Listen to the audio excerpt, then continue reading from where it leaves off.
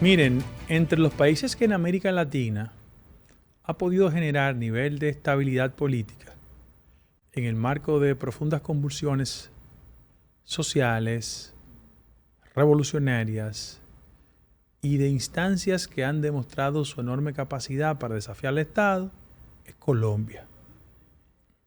Así lo explicamos. El sistema político colombiano hasta hace 15 años fue un sistema de partido donde la noción de dos organizaciones políticas prevalecieron como fuente de estabilidad: el Partido Conservador y el Partido Liberal. E inclusive se aduce, y es cierto, que el surgimiento de las FARC, Fuerzas Armadas Revolucionarias de Colombia, tuvo su origen en que un candidato de mucha importancia, de origen liberal realmente, Jorge Eliezer Gaitán, había sido ministro de Educación, senador, era el candidato que se perfilaba para ser el presidente, y le dieron un balazo. Ese acontecimiento provocó en sectores liberales y progresistas en Colombia la idea de que el método electoral no era el correcto. Y como no era el correcto, ellos utilizaron la alternativa que la geografía propia de Colombia le daba una ventaja: las montañas. Y constituyeron el grupo armado más poderoso. Repito, Fuerzas Armadas Revolucionarias Colombianas. A la posterioridad se constituyeron también otros grupos de izquierda. El más acción después de las FARC se llama Ejército de Liberación Nacional. Claro está, podía explicar en el programa que esos procesos de confrontación bélica cesaron a posteriori cuando el presidente Santos firmó un pacto de pacificación de esa sociedad. Ahora, ¿qué ha pasado? Que todo ese sistema de estabilidad política en Colombia llegó a su fin cuando una figura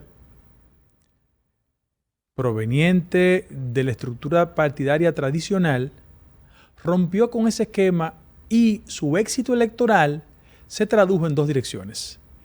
Desde el punto de vista puramente reeleccionista, en el que se modificó la Constitución, es decir, en Colombia por 100 años se había establecido como marco constitucional la no reelección. Y es don Álvaro Uribe Vélez, que llega a la presidencia con el voto popular, desarrolla una primera gestión muy popular, esencialmente porque él, es un alegato que después se ha demostrado que no es tan cierto, constituyó una especie de acción en la que redujo el ámbito de actuación de los grupos guerrilleros, fundamentalmente las FARC y el Ejército de Liberación Nacional. Ahora, como respuesta a eso, y los acontecimientos posteriores así lo han demostrado, en primera instancia ese fue un presidente muy popular. Repito, tan popular que modificó la Constitución. Y fue tan popular su gestión en ese momento que el ministro de Defensa, Santos, terminó siendo el candidato presidencial de la continuidad. Es decir, las acciones tendentes a impedir que las FARC y el Ejército de Liberación Nacional siguieran controlando territorios contribuyó a la construcción de un perfil de un político de origen conservador que encontró el terreno fértil, porque en América Latina en ese momento la tendencia era que el expresidente Chávez podría contribuir a transformar el mapa en toda América Latina. Y es cierto. Es cierto. Entonces, como el contrapeso ideal desde el punto de vista ideológico era el presidente Uribe, los gobiernos de corte conservador estimularon la idea, fundamentalmente desde el Departamento de Estado norteamericano, de que la manera más inteligente de contrapesar todo lo que pasaba en América Latina post-Chávez era colocando al presidente Uribe en una postura de simpatías. Esa simpatía lo llevaron a modificar la Constitución. Ahora, ¿qué pasó? Que esa enorme tradición de Belisario Betancur, Horacio Serpa y todas esas figuras insignes de la vida política colombiana concluyeron porque el sistema de partidos, con la irrupción de el expresidente Uribe, demostraron que más que partidos, ahora era el peso específico de un caudillo que disponía no solo la gestión gubernamental modificando la Constitución, sino que era capaz de garantizar hasta el relevo. Y en Colombia, en los últimos 16 años, 20 años ha sido 2 periodos de Uribe, 2 de Santos y 1 de Duque. Es decir, la figura de Álvaro Uribe Vélez ha estado presente en la vida colombiana en los últimos 20 años. 2 periodos como presidente de 8, la continuidad con una ruptura, que fue el presidente Santos, y ahora Iván Duque. Ahora, ¿qué pasó en ese interregno? Que la sociedad colombiana se fue dando cuenta de que muchas de las medidas que se establecían tenían para contrapesar el avance de las FARC y de los grupos armados que llenaron de terror y de excesos de derechos humanos en Colombia, y así lo han admitido, se constituyó una corriente que es el paramilitarismo.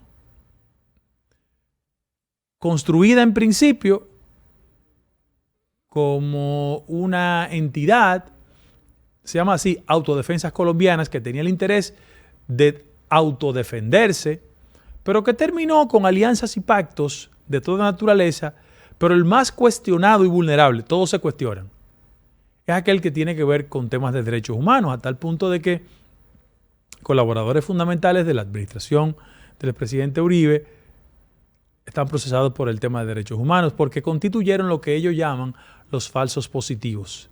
Iban a comunidades, simulaban la condición de guerrilleros, lo mataban, lo acribillaban, y eso constituía, desde el punto de vista de ellos, cosa que no comparto, una forma, una modalidad de impulsar la pacificación de un país que solo las FARC duraron 75 años como ejército revolucionario regular.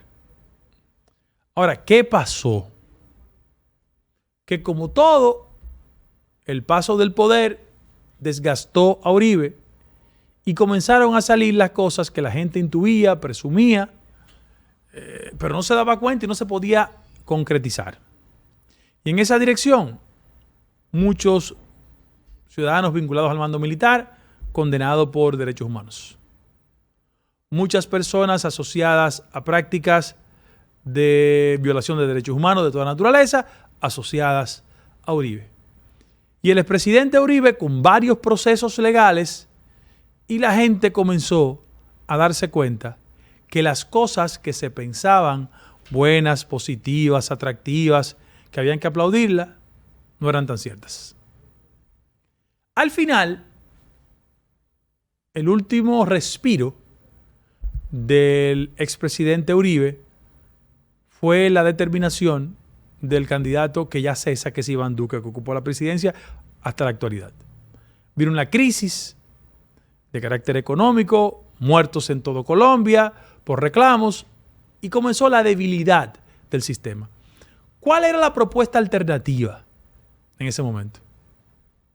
Y que se expresó el domingo pasado. Es una propuesta de Gustavo Petro.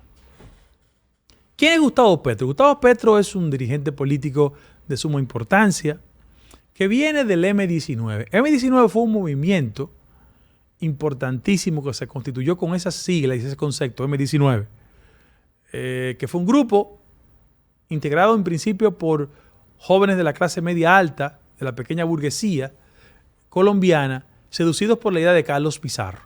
No eran los típicos militantes de las FARC, sino eran grupos con mayor nivel urbano y que tuvieron importancia. En el caso de República Dominicana, y lo recuerdo, lo doy como acontecimiento, cuando en la década de los 80 la embajada dominicana en Colombia fue penetrada por insurgentes, el grupo M-19 hizo eso. Y cuando en Colombia, cuando el tema de la extradición, el grupo que penetró el edificio de la Suprema Corte de Justicia de Colombia para evitar la extradición, y allí murieron muchos empleados, magistrados, M-19. O sea, un grupo que sin lugar a dudas, en un tramo de su vida política, ejerció la violencia como razón de Estado. Ese es Gustavo Petro. La otra alternativa se llama Rodolfo Hernández. Repito, es un candidato outsider de 77 años, un empresario que solo había sido alcalde de Bucaramanga, y todo parece indicar que va a ser un proceso ultra reñido.